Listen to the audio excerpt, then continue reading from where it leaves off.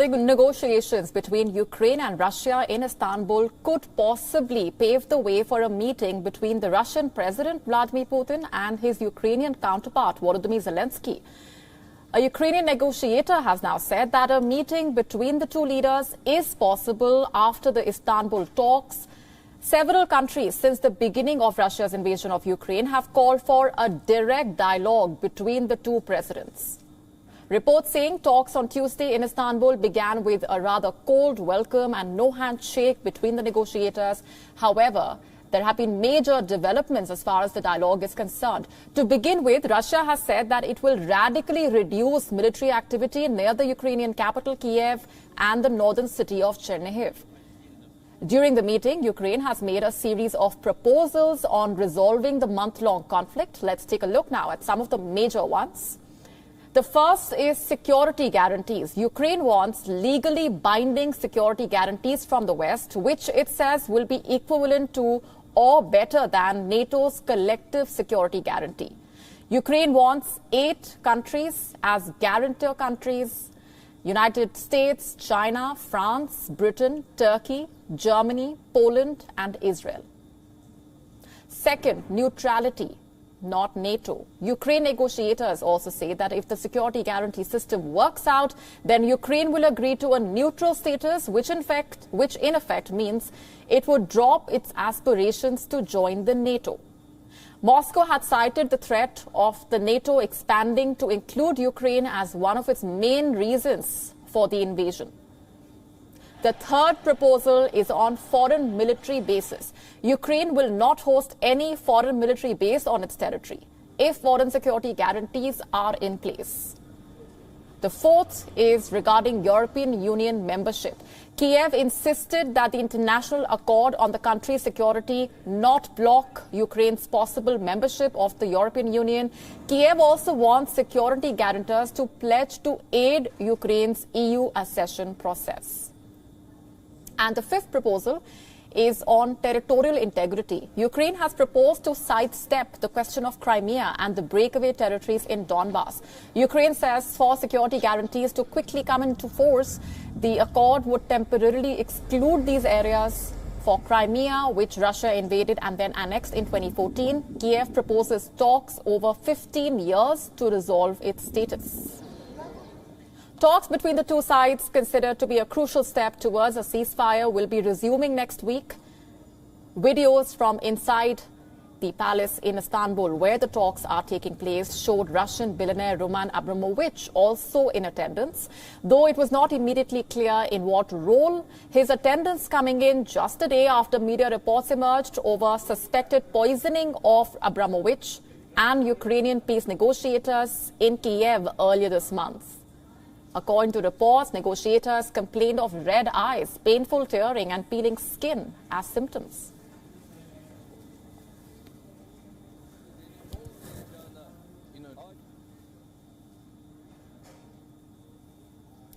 With us on the broadcast this minute is a political expert and director of the Ukraine Institute of Politics, Ruslan Bortnik. Thanks very much for being here with us. What is your assessment of this latest round of talks, and how optimistic are you that a meeting would take place between Vladimir Putin and Volodymyr Zelensky and that it could lead to a ceasefire? Hello, friends. I think today Ukraine made a good step on the way of peace negotiation. But we should understand today we are talking about only Ukrainian draft of this agreement, of this possible agreement. And we will be waiting for the Russian view for this agreement, possible agreement.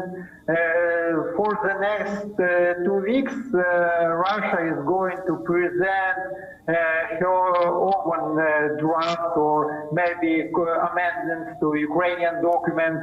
And I think only after presenting the Russian draft of this agreement, we will see the real struggle for the final text of that document.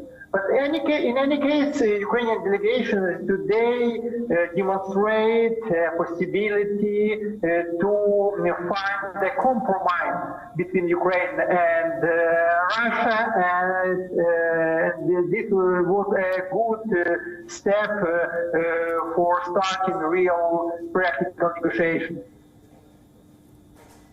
What do you make of Russia now saying that it will radically reduce the military activities near the capital and the city of Chernihiv? I don't think that it is important. I think we don't oversight this statement, because Russia is not doing such high activities near Kyiv more than a week.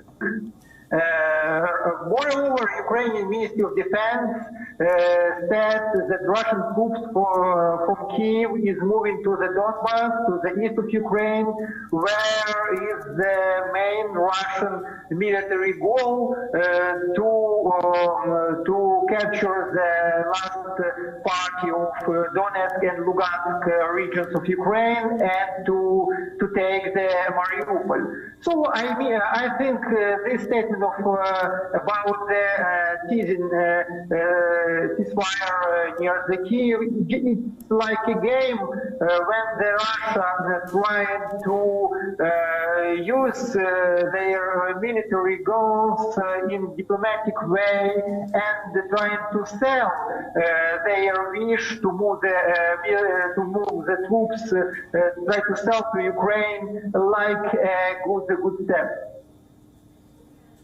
Right. Volodymyr Zelensky has been significantly scaling down his demands, also suggesting that he's ready for a compromise on Donbas. Why do you think that is?